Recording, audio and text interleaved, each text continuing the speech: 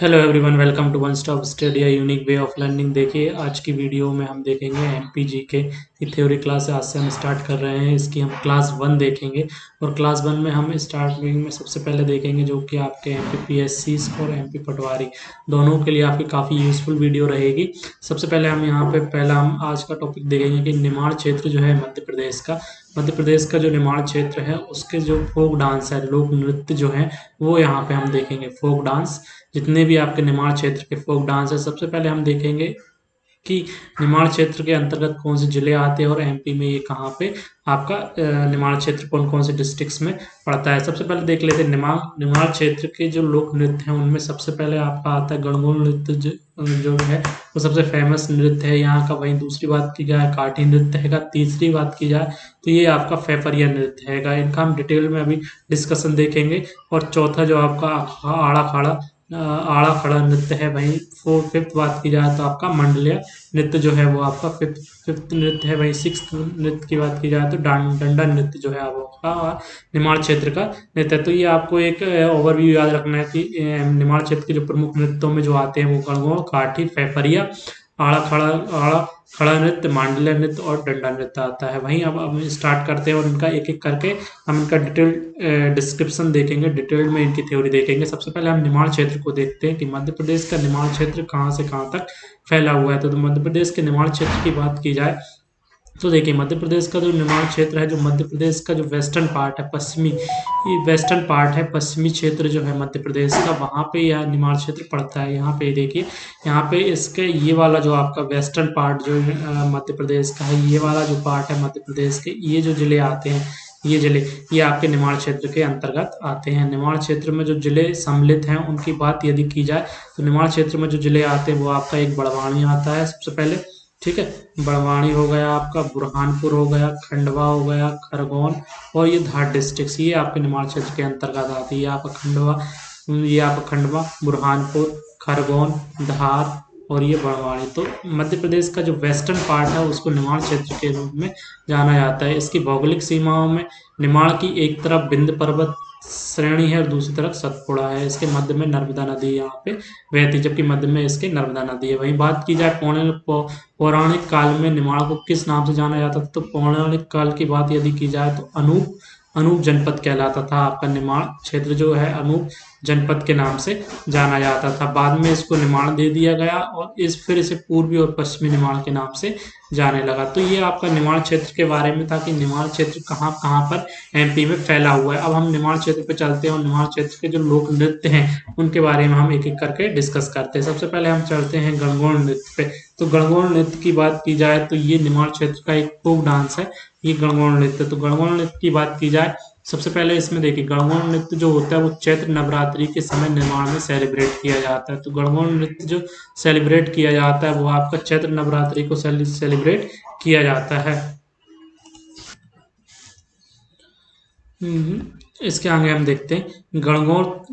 यह नृत्य मुख्य रूप से गणगौर त्योहार के 9 दिन के दौरान किया जाता है। तो सबसे पहले तो हम देखते हैं कि गणगौर त्योहार जो आपका चैत्र नवरात्रि के टाइम पे मनाया जाता है, उसी टाइम गणगौर त्योहार के 9 दिन तक ये आपका क्या होता है, चैत्र नवरात्रि आपके 9 दिन के होते हैं। तो 9 दिन तक ये गणगौर त्योहार के टाइम पर गणगौर नृत्य किया जाता है। नेक्स्ट पॉइंट इसमें देखते हैं, इस नृत्य में नर्तिकाएं एक दूसरे का हाथ पकड़कर वृत्ताकार घेरे में गौरी माँ से अपने पति की दीर्घायु के लिए प्रार्थना करती है। तो इस तरह ये नृत्य किया जाता है। इस नृत्य के गीतों का विषय शिव पार्वती, ब्रह्मा सावित्री तथा विष्णु लक्ष्मी की प्रशंसा से भरा होता है। तो ये हमें याद रखना है कि इसके जो विषय होते हैं वो आपके शिव पार्वती, ब्रह्मा सावित्री तथा विष्णु लक्ष्मी की प्रशंसा से भरे हुए गीत इसमें गाए जाते हैं। नेक्स्ट बात करते हैं, यह नृत्य निमाड़ क्षेत्र के गणगौर के अवसर पर उनके देवता राणूबाई, तो सबसे पहले हमको याद रखना है कि राणूबाई और धनियार सूट देवता जो है वो आपके निमाड़ क्षेत्र के देवता हैं। इन्हीं के सम्मान में आपका गणगौर नृत्य आपका किया जाता है। और गणगौर नृत्य में जो भगवान है शिव पार्वती, ब्रह्मा सावित्री और विष्णु लक्ष्मी की प्रशंसा से भरे हुए गीत गाए जाते हैं। अब हम बात करते हैं गणगौर।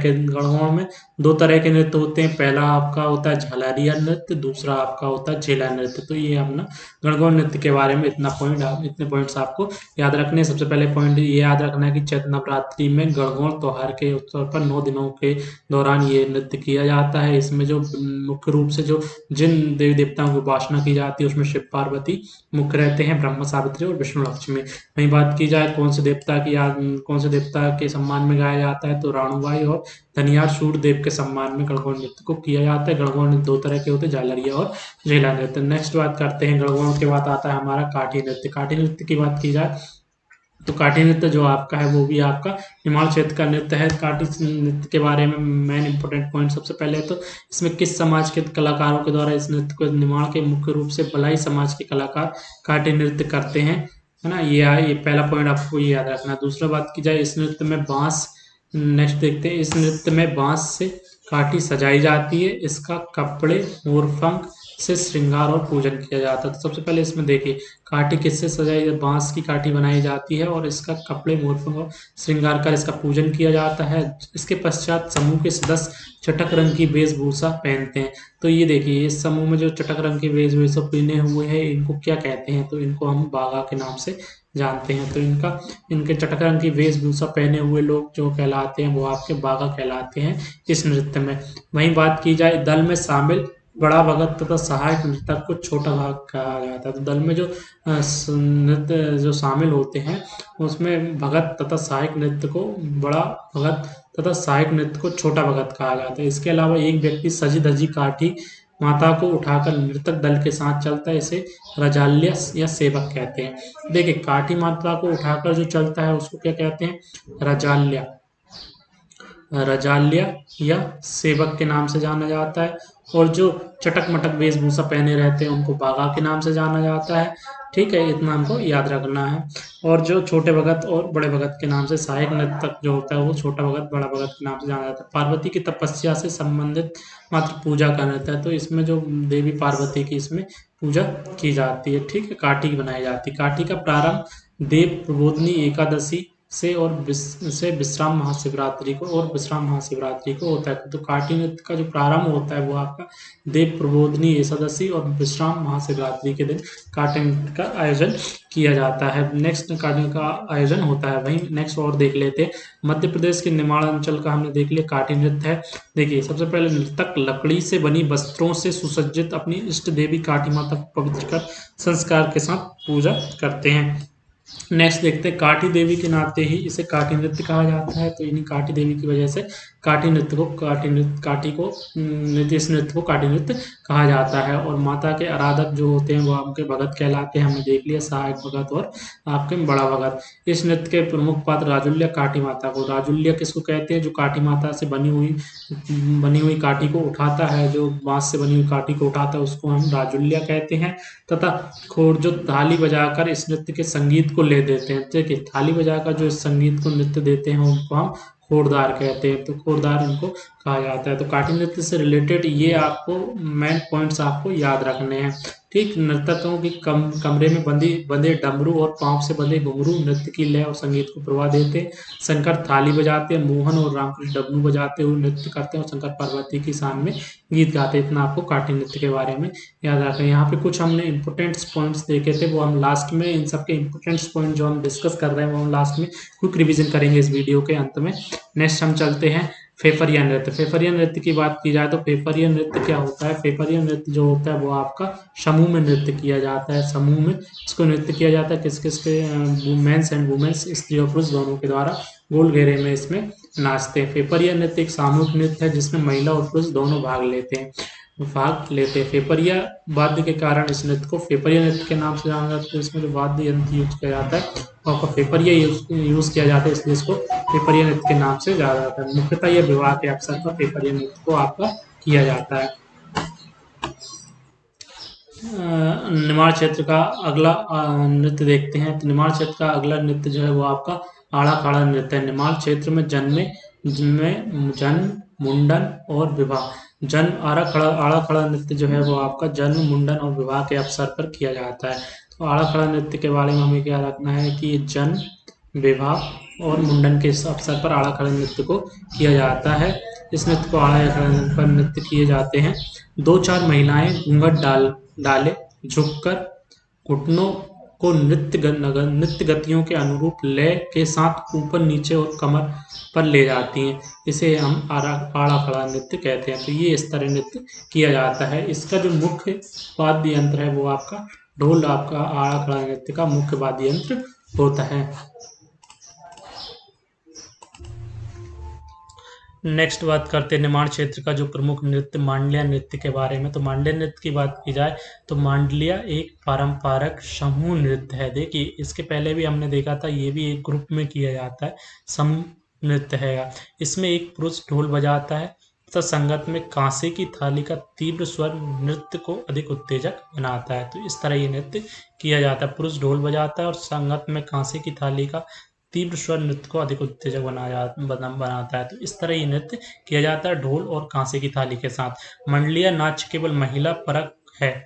महिलाएं ढोल की थाप पर जल्दी जल्दी गति बदलती हैं तथा हाथ और पैरों की विभिन्न मुद्राओं को प्रदर्शित करती हैं। तो ये इस तरह आपका किया जाता है। महिला परक आपका नृत्य हैगा। इसमें क्या होता है कि ढोल की थाप पर जल्दी जल्दी गति बदलती हैं तथा हाथ और पैरों की विभिन्न मुद्राओं का प्रदर्शित करती हैं। तो इस तरह आपका मांडलिया नृत्य किया जाता है। नेक्स्ट हम देख लेते हैं निमाड़ क्षेत्र का लास्ट जो है आपका डंडा नृत्य। डंडा नृत्य क्या होता है?